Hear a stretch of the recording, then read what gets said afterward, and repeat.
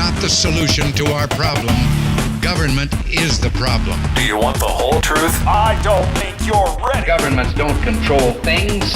A government can't control the economy without controlling people. It's Crane Durham's Nothing But Truth. Well, good evening, good afternoon, wherever you are. We're glad you're here, right here on the AFR Talk Network. My name's Crane Durham. Crane Durham's Nothing But Truth. And we will go right to the story that has been occupying certainly the American Family Association and AFR Talk alike, because it's a smear of the American Family Association. And in light of the fact that we now have an explanation for that smear that also seems to be a bit off the mark from the truth. Bottom of the hour, fear not, we're going to be looking at the deal being made, and we'll give you the latest on the slim down, shut down, and debt ceiling and the deal.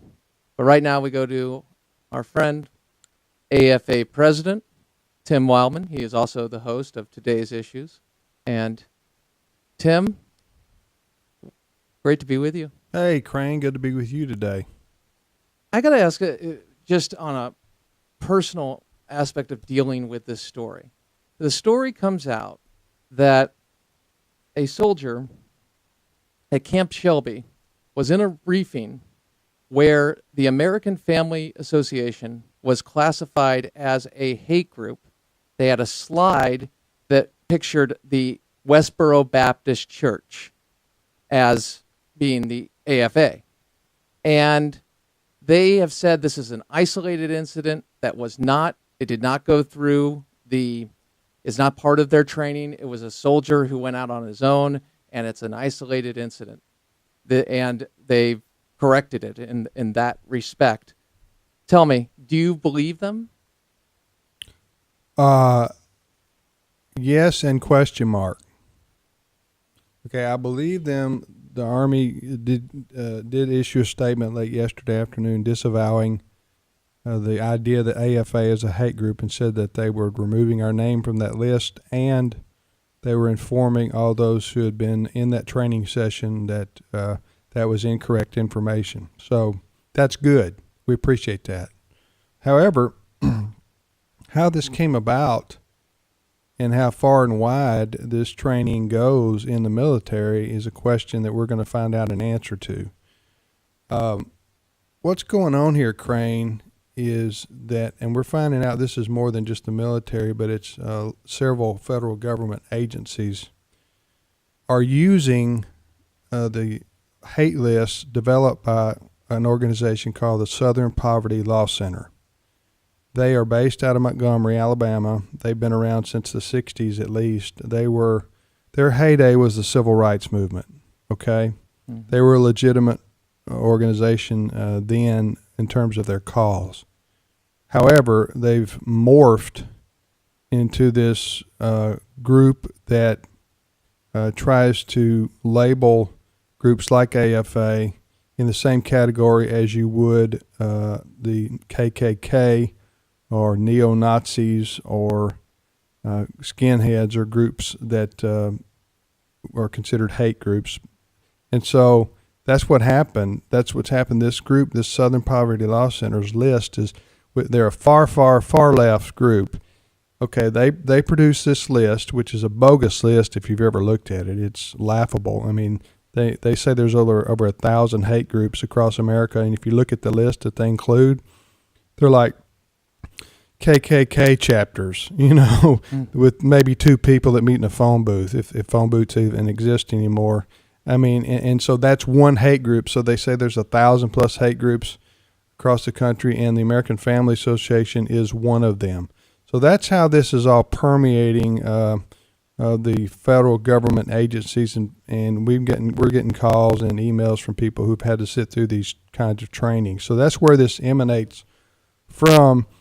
Now, but here's an aspect I thought about a couple of nights ago, Crane. Mm-hmm. Let's just say, for sake of an argument, that AFA is a hate group, okay?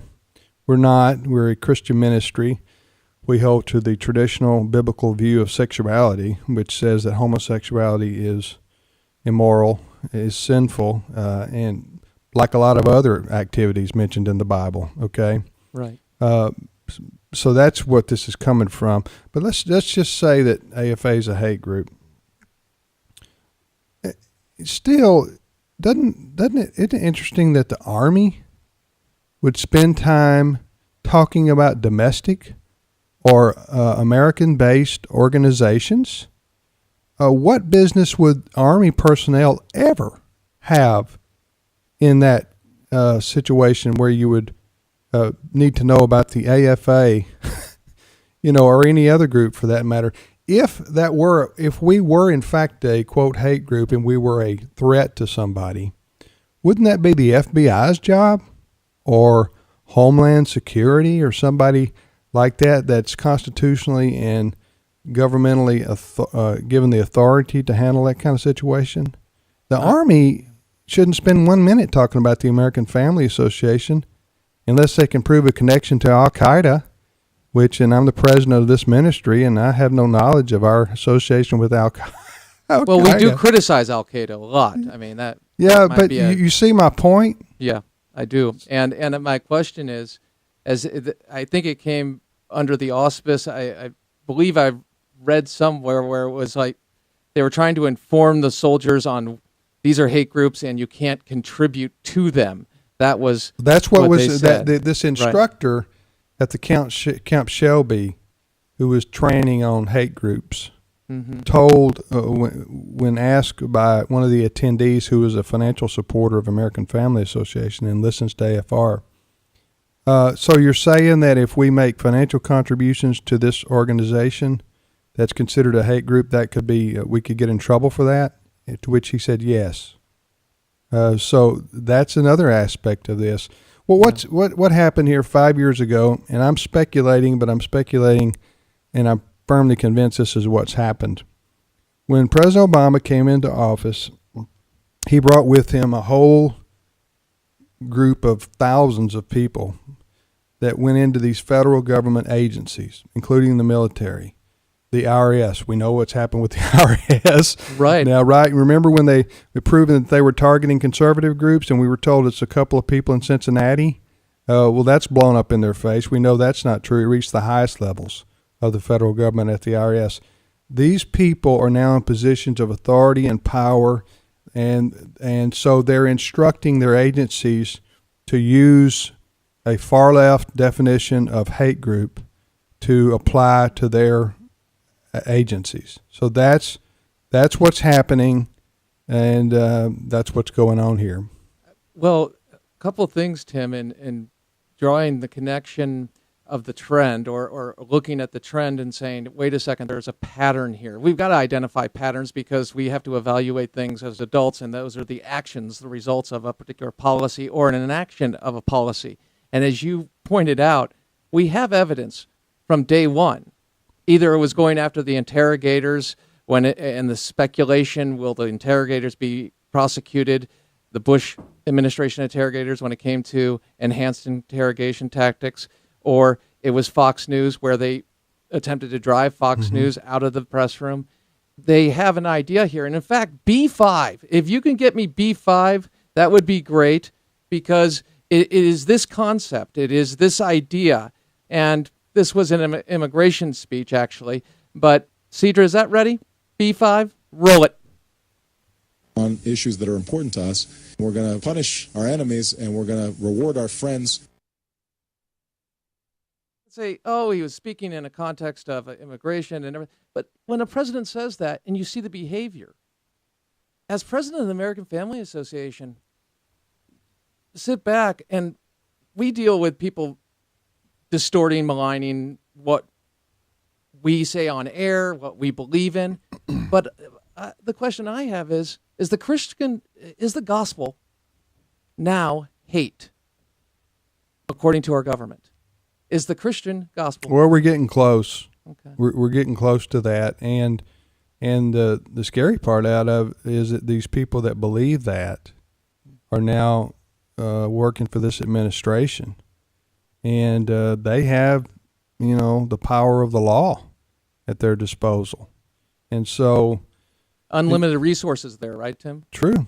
That's true. Bottom So line, when the government comes after you, that's go also a reason why a lot of our friends who are fellow believers, they share the same view of Scripture that we do, but they're silenced into they're self-silenced themselves, if I can use that term, because they don't want to.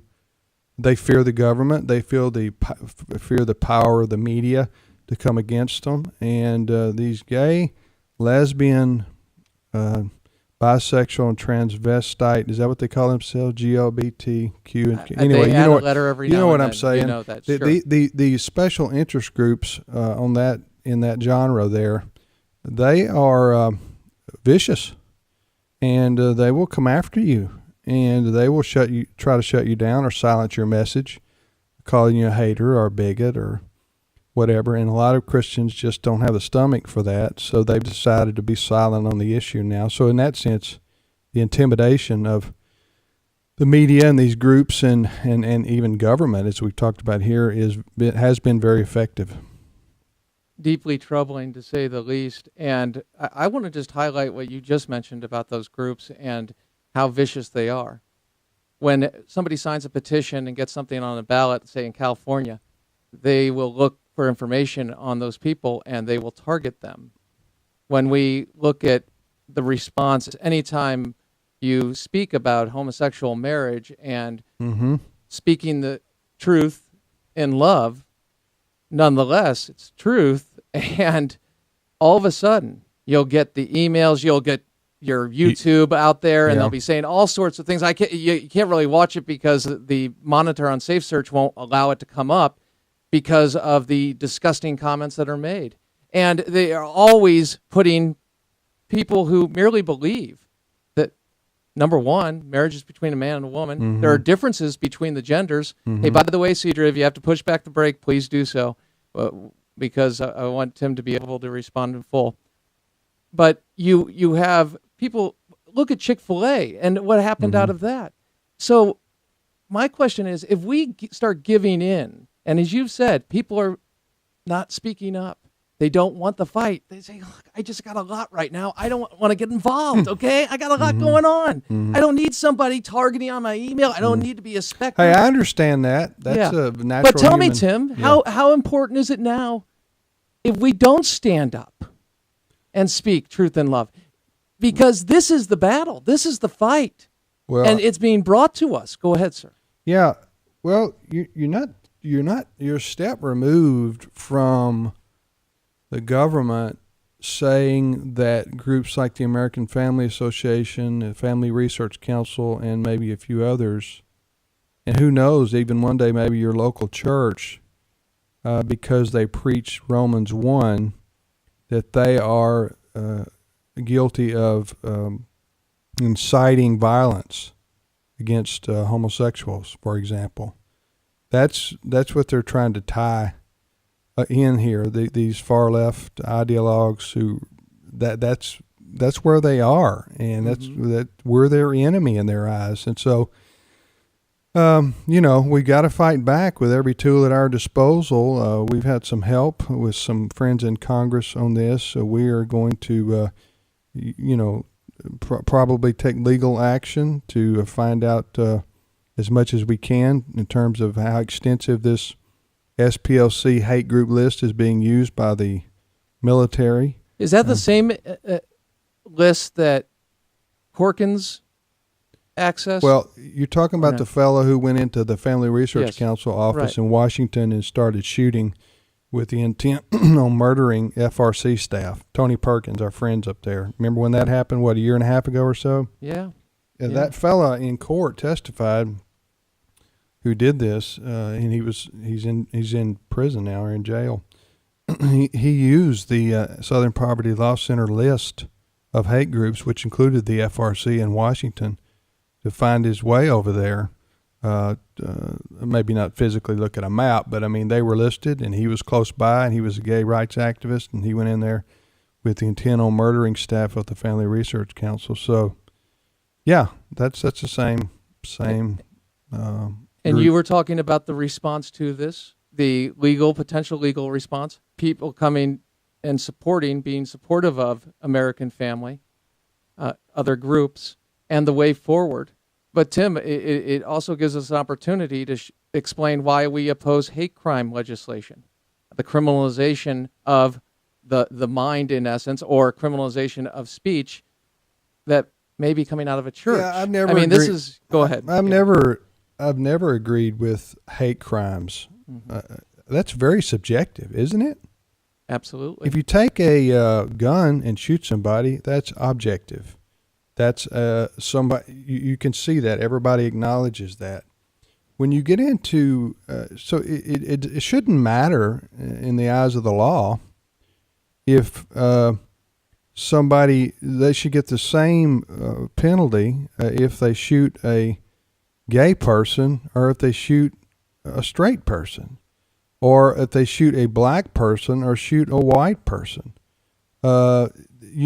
To me, the motivation for doing that, if it's a crime, and it is a crime, the law should apply regardless of what you can try to figure out what their motivation was. You understand what I'm saying? I do. And and then who has that power but the government, either state or federal? Well, federal would be with federal hate crimes legislation. So now you've given the government that power. But really what you've said is that some people's lives are more valuable than others. That's what you've said. You've said we're going to penalize the perpetrator more if he or she was motivated by, quote, hate than if they weren't. And the person that they've committed the act of violence against, for example, in my scenario just a minute ago, is still dead. What does it matter whether the person was motivated by racism or they were motivated by robbing them? I mean, right. Well, we already have laws that go to premeditation. We've taken care of those in the degrees. All this is meant to do, it's like with this hate group list that's being permeated through the federal government. It's meant to indoctrinate those who have to attend to be against conservative Christianity. That's the purpose of this. Ultimately, is to demonize, and these people don't even believe in demons, but they want to make us look bad in the eyes of the general American public, and discredit us and demonize us, and in some cases ultimately make it unlawful for us to get our message out. So that's the objective here. That's what's going on. What can people do, Tim? What can people do? They're listening right now and they see this. Go ahead. They can they can join us for one thing, and we don't charge anything to join our email action alert list at afa.net. afa.net. Take you a couple of minutes to sign up, and you'll get our action alerts twice a week, which keep you informed on issues like this. You can keep listening to American Family Radio. If you so choose to make a donation to us to help our ministry, you can do that. You can pray for us. You can pray for other groups like Tony Perkins and our friends at the FRC. Let me tell you something. The groups on our side, there's not a lot of us left on the hill to fight. Most of our friends and colleagues have headed for the tall grass because for the reasons I mentioned earlier, I'm sad to say. But if we don't stand and fight back, like I said, with all the resources that we can muster, then we're going to ultimately lose our freedoms in this country. Our religious freedoms, our First Amendment freedoms are going to be outlawed like they have been in Canada, for example, in the name of where you can't speak publicly about homosexuality, for example. So that's what's at stake here. It's an ongoing war, if you will, a culture war, a spiritual war. For those of us who are Christians, we understand that aspect of it. So you can pray for us and FRC and Tony Perkins as well as we continue to stand, because we can't give up. We can't quit. And fortunately, this is why it matters, Crane, who we elect to office, be it city council, state legislature, or certainly the Congress and the Senate and the White House, because the people you elect implement policies, and they have ideas and ideologies, and they work them, and they put people into place to implement them. And so, fortunately, we've had some friends on Capitol Hill, and if we didn't have them, then maybe we wouldn't have got such a quick response from the Army, retracting this statement and saying AFA is not a hate group. One other aspect of this I'd like to mention related to what I just talked about, Crane, was Absolutely. and this is really a message to maybe pastors and those who are in leadership in the Christian community. Please don't tell your people that politics is not important. Please don't do that, or act like you're pious or super spiritual because you say government doesn't matter, or doesn't matter who's in an office, God is on the throne. I know that. We all know that. We all believe in that. But it does matter who's in office, because who's in office is what policies are going to be adopted, what laws are going to be passed. If you're going to teach Romans 13 that all Christians should obey the law, please don't tell us then that it doesn't matter who we have as lawmakers. So are we as Christians supposed to obey the law, and then we're supposed to neglect voting so that the pagans alone are left to make the rules and the laws that we're supposed to obey? That doesn't make any sense at all. And we only have one country. We're not going to sail anywhere else and start over. So I would just say to those pastors and teachers and those in Christian leadership, don't be saying that kind of stuff to your people, that politics and government doesn't matter. It does matter, and it matters significantly. And it is the manifestation of morality when we look at law. As Frank Turek would point out, morality is law in that sense, in any sense in that way. But Tim, as you say that, there is this idea that, hey, we can compartmentalize. Okay, here's our faith and here's our politics, and yet there are laws being made about our faith, and we really don't want to get involved in that. That's a little messy, and that's a little it's controversial, and I don't want to be about R's or D's. Well, it's not about R's or D's. No. As you've pointed out, this is about the law. This is about being able to practice our faith, and it's about the government targeting groups of faith, groups of people of faith. And if you're silent now, once that's in place, it's game over. It's starting to get put in place. That's the time to fight it, because once they get it in there, like a government program, it's the closest thing to eternal life. Yeah. And, we all get frustrated with politics and politicians. I understand that. There is a lot of compromising that goes on. There is a lot of, money involved. It sometimes is a dirty business. But that doesn't mean we quit being involved altogether for the very reasons I mentioned earlier. We just, it's an eternal battle, if you will. We have to stay with it. We have to do the best we can, fight as hard as we can, and elect as good a people as we possibly can. They're not always going to be 100% agree with you on everything, but we have to get the best people elected to office that we possibly can. At least people that respect the rule of law and the Constitution, and have a respect for the First Amendment, for example, religious freedom, freedom of speech, and freedom even if to you assimilate. disagree with us, remember, one day it's going to be you, because the government just sees that as a law. Yeah. And it's their power to use when they want to use it. Go ahead, sir. Somebody Please. tell me, I'm not going to vote for that man. I agree with him on everything he stands for, but he's a different religion than me, or a different denomination than me. Okay. I went, you're kidding. You're kidding. You're not going to vote for a guy because he's not your denomination or not your particular belief. Are you electing a pastor here? Is that what if you're electing a pastor, I'm with you 100%.